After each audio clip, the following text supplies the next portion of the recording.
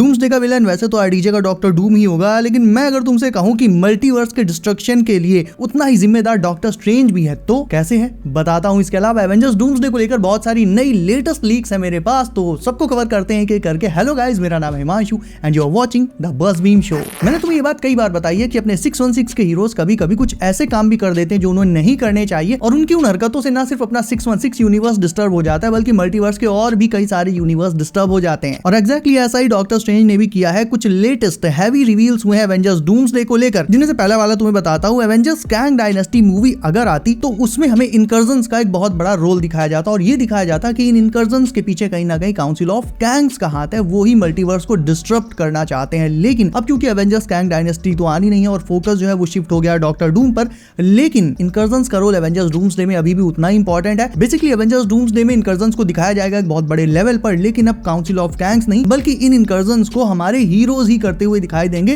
To be exact, हमारे heroes पहले ही बहुत सारे इनकर्जन्स कर चुके हैं, अगर तुम भूले ना हो तो। एग्जांपल के लिए नो वे होम के एंड में जब दूसरे यूनिवर्स के बहुत से स्पाइडरमैन सुपर विलन्स अपने यूनिवर्स में लगभग आ ही गए थे। इसके अलावा मल्टीवर्स ऑफ मैडनेस में जब डॉक्टर स्ट्रेंज ने अमेरिका चैवेज की पावर्स का यूज करके बेहिसाब मल्टीवर्सल ट्रैवल किया था। तो इनसाइडर एलेक्स पेरेस ने यह बताया कि एवेंजर्स डूम्सडे में मेन जो इनकर्जन होगा वो अपने यूनिवर्स यानी 616 और एक्समैन के यूनिवर्स यानी 10005 यानी वो यूनिवर्स जिसमें मोनिका फंसी हुई है, इन दोनों के बीच होगा। और इस रिवील से एक और बात बहुत साफ हो जाती है कि मूवी में सिर्फ एक इनकर्जन नहीं होगा बल्कि और मल्टीपल इनकर्जन होंगे, लेकिन जो सबसे मेन इनकर्जन है वो यही है 616 और 10005 के बीच में। तो टोटल इनकर्जन की बात करें तो एक तो नो वे होम वाला जब स्ट्रेंज का स्पेल बॉच हो गया था, उसके बाद दूसरा इनकर्जन मल्टीवर्स ऑफ मैडनेस में जब स्ट्रेंज ने अमेरिका चैवेज के साथ कई सारे मल्टीवर्स में ट्रैवल किया था, एंड उसके बाद थर्ड जो मेन इनकर्जन है वो अभी हमें दिखाया नहीं गया है, लेकिन वो हमें जुलाई में दिखा दिया जाएगा। मैं बात कर रहा हूं फैंटास्टिक फोर की, क्योंकि ट्रेलर में हमें दिखा दिया गया है, ये कंफर्म हो चुका है कि रीड रिचर्ड्स भी कहीं ना कहीं एक मल्टीवर्सल रिसर्च कर रहा है। प्लस अभी जो फैंटास्टिक फोर की पब्लिक स्क्रीनिंग से लीक हुआ था कि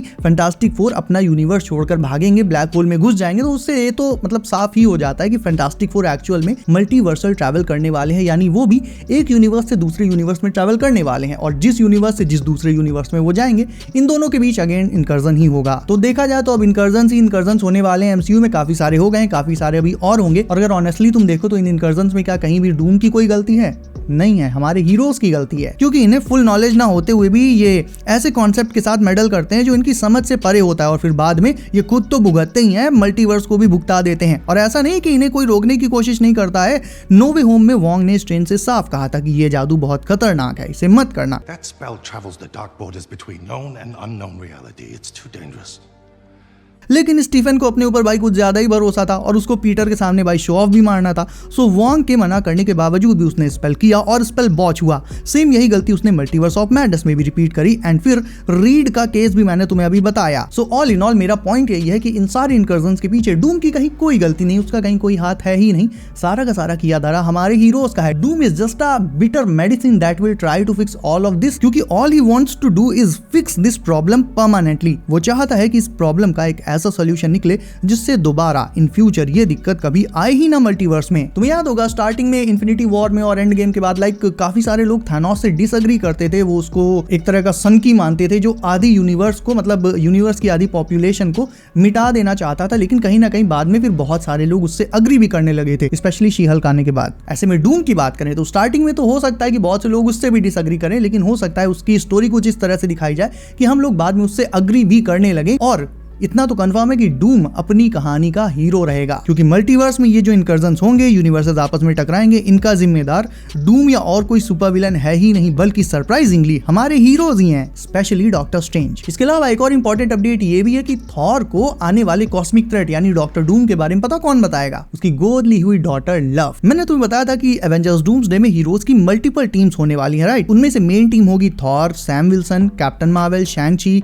एंटमैन एक्सेट्रा एक्सेट्रा। तो इस टीम को थॉर ने आखिर ज्वाइन क्यों और कैसे किया होगा, यानी उसे आने वाले खतरे का आखिरकार पता कैसे चला होगा? तो इसका जवाब है लव से। लव यानी जिस डॉटर को थॉर ने गोद लिया था वो इटर्निटी से जुड़ी हुई है, जिसके चलते उसके पास अपनी कुछ खास तरह की पावर्स भी हैं, जिनमें से एक है उसका खास तरह का सेंस, यानी वो आने वाले कॉस्मिक थ्रेट्स को पहले से ही जान सकती है, उन्हें महसूस कर पाती है। और ऐसा ही वो डूम्सडे में करने भी वाली है। आरडीजे के डूम के आने से पहले लव को ये पता चल जाएगा कि कोई बहुत बड़ा कॉस्मिक थ्रेट आने वाला है, और वो ये बात थॉर को बताएगी, और एग्जैक्टली इसीलिए फिर थॉर समहाउ दूसरे एवेंजर्स के कांटेक्ट में आएगा, लाइक ब्रूस या फिर कैप्टन मार्वल। सैम विल्सन को लीडर ने बता ही दिया था कि दी अदर्स आ रहे हैं, देखता हूं तुम अपनी दुनिया को उनसे कैसे बचाते हो। एंड फाइनली जब थॉर को लव से ये पता चलेगा कि कोई कॉस्मिक थ्रेट आ रहा है, और थॉर जब एवेंजर्स को ये बताएगा कि लव ने उसे फोरकास्ट दी है कि सच में कोई बहुत बड़ा मल्टीवर्सल थ्रेट आ रहा है, तो सारे एवेंजर्स हो जाएंगे अलर्ट। एंड मजे की बात तो ये है, और बड़ी अटपटी बात भी है, कि जिस बंदे ने सारा का सारा रायता फैलाया, वो रायता फैलाकर क्लिया के साथ भाग गया और फंस गए हमारे बेचारे एवेंजर्स। बट एनीवेज ये देखना बहुत इंटरेस्टिंग होगा कि स्ट्रेंज किस पॉइंट पर वापस आएगा, वो डूम्सडे में आएगा या उसके पोस्ट क्रेडिट सीन में आएगा या फिर लाइक सीधे सीक्रेट वॉर्स में ही आएगा। क्योंकि देखो स्ट्रेंज ने जब ये सारे इनकर्जन्स कराए हैं तो कहीं ना कहीं वो मल्टीवर्स सागा का की हीरो है, उसके बिना डूम्सडे हो पाना आई थिंक बहुत मुश्किल, क्या इम्पॉसिबल ही है। लेकिन क्योंकि अभी कुछ कहा नहीं जा सकता कि कौन से हीरोज डूम्सडे में बाहर बैठेंगे, कौन से पोस्ट क्रेडिट में आएंगे, कौन से सीक्रेट वॉर्स में आएंगे, तो लेट्स सी। एक लाइन में कहूं तो डूम्सडे का जिम्मेदार डायरेक्टली नहीं तो इनडायरेक्टली ही सही डॉक्टर स्ट्रेंज ही है। इसके अलावा वुल्वरीन के डूम्सडे में आने की अपडेट भी तुम्हें मिली गई होगी शायद से अब तक, बट जिन्हें नहीं मिली है उन्हें जल्दी से क्विकली बता देता हूं कि ह्यू जैकमैन के स्टंट डबल को बेसिकली लंदन में ही देखा गया है, जहां पर एवेंजर्स डूम्सडे की शूटिंग चल रही है। हालांकि ये पूरा 100% कंफर्म नहीं है कि वो ह्यू जैकमैन के बदले ही वहां पर गए हैं, लाइक वो हो सकता है किसी और का स्टंट डबल बनकर गए हो सकता है स्टार लॉर्ड या ऐसे ही किसी का स्टंट डबल बनने जा रहे हो। बट बेसिकली मेरे कहने का मतलब ये है कि ये जो स्टंट मैन है, इन्होंने अपने करियर का एक बहुत मेजर जो हिस्सा है वो ह्यू जैकमैन का स्टंट डबल बनकर ही निकाला है। तो ऐसे में ये कहना काफी हद तक सेफ होगा कि वुल्वरीन भी मूवी में आ रहा है। और इसका एक और रीजन ये भी है कि मैंने लास्ट वीक तुम्हें अपनी एक वीडियो में बताया था कि डूम्सडे का एक्स मैंशन का जो सीन अभी शूट हो रहा है बैटल वाला, उसमें एक्स मैंशन में ना सिर्फ एक्समैन होंगे बल्कि डेडपूल भी होगा। और डेडपूल के वहां होने का सीधा सा मतलब है कि जहां डेडपूल होगा आसपास ही वहीं कहीं वुल्वरीन भी टहल रहा होगा। आई मीन ये हो सकता है कि हाँ वुल्वरीन उस टाइम जब बैटल हो रहा हो सेंटिनल्स डूम के कहने पर अटैक कर रहे हो एक्सपेंशन पर, तो उस प्रॉपर्ली उस टाइम पर पर्टिकुलरली वुल्वरीन एक्सपेंशन पर ना हो, लेकिन वो कहीं ना कहीं बाद में किसी पॉइंट पर एक्समैन को ज्वाइन कर लेगा। स्पेशली एवेंजर्स वर्सेस एक्समैन का जो मेगा बैटल होना है उससे तो पहले ही ज्वाइन कर लेगा, क्योंकि तुम भी जानते हो कि अगर एक्समैन की पूरी टीम को मिलाकर देख लें तो कौन है जो एवेंजर्स से सबसे ज्यादा नफरत करता है, वो है हमारा लोगन। और फाइनली एक और अपडेट जिसे पढ़कर मैं थोड़ा सा लाइक डिसअपॉइंट हो गया था, तो मैंने सोचा अकेले क्यों अपना गंजा नोचूं, तुमको भी थोड़ी सी खुशी दे देता हूं। तो बेसिकली ये वाली अपडेट ऐसी है कि सुनने में ये आया है कि हमारे जितने भी ओवर पावर्ड एवेंजर्स हैं, फिर चाहे वो थॉर हो, डॉक्टर स्ट्रेंज हो, स्पाइडरमैन हो, एंटमैन हो, इन सबको लीड पता कौन करेगा?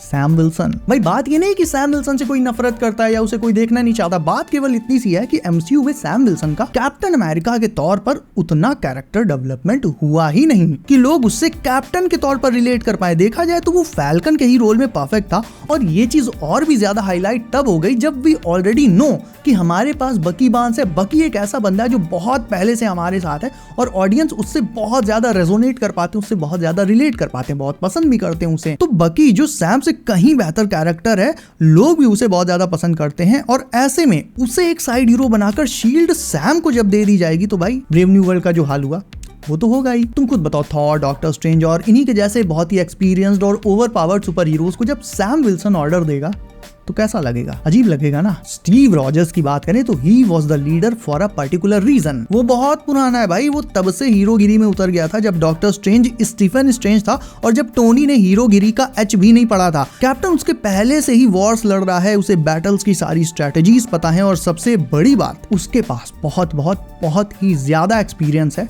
जो कि सैम के पास नहीं है। अब इसका एक सॉल्यूशन ये हो सकता है कि डूम्सडे में सबसे पहले तो Sam super soldier Glucon D पी ले, and second and most importantly Sam doomsday में कोई ऐसा कांड करते जिसकी ऑडियंस ने उम्मीद ना करी हो, कुछ ऐसा जो बहुत इंपॉर्टेंट हो, भले ही उसका अपना नुकसान हो जाए लेकिन वो किसी ना किसी को बचा ले। इससे कहीं ना कहीं उसकी एक कैप्टन वाली जो इमेज है उसमें बहुत ज्यादा एक तरह से कह लो कि सुधार आ जाएगा। लेकिन भाई सबसे पहले सुपर सोल्जर सीरम तो लेना ही पड़ेगा। मैं नहीं चाहता कि ब्रेव न्यू वर्ल्ड की तरह सारा का सारा काम वाइब्रेनियम सूट करे और तारीफ मिले सैम विल्सन को, बट एनीवेज जिसके पास शील्ड है वही लीडर भी होगा। शैंग ची का एक बहुत बड़ा सपोर्टिंग रोल रहेगा। और लास्ट में सबसे इंपॉर्टेंट बात तुम्हें बता देता हूँ, ही हू रिमेन्स ने लोकी सीजन 1 और 2 में जो जो कहा था एक एक लाइन सच थी। और हाँ, मल्टीवर्स के लूप में हम अभी भी फंसे हुए हैं, लेकिन कैंग डायनेस्टी अगर आती तो उसमें इनकर्जन्स वगैरह का जो रिस्पॉन्सिबल था वो कहीं ना कहीं काउंसिल ऑफ कैंग्स को समहाउ दिखा दिया जाता, बट अब हमें दिखाया जाएगा कि इनकर्जन्स के जिम्मेदार हमारे हीरोज हैं, एज वी ऑल नो कि वो सच में हैं। कायदे से अगर देखा जाए तो डूम्सडे अगर हो रही है तो वो स्ट्रेंज की वजह से ही हो रही है। तो तुम्हारे हिसाब से एवेंजर्स को लीड किस हीरो करना चाहिए ये मुझे तुम नीचे कमेंट सेक्शन में बताओ। इसके अलावा वीडियो अच्छी लगी हो तो इसे लाइक करके चैनल कर लो, सब नोटिफिकेशन कॉल पर डालना बिल्कुल मत भूलना ताकि आने वाली लेटेस्ट लीक्स अपडेट्स तुमसे कभी भी मिस ना हो। सो गाइस बी सेफ, अपना ख्याल रखिए आप।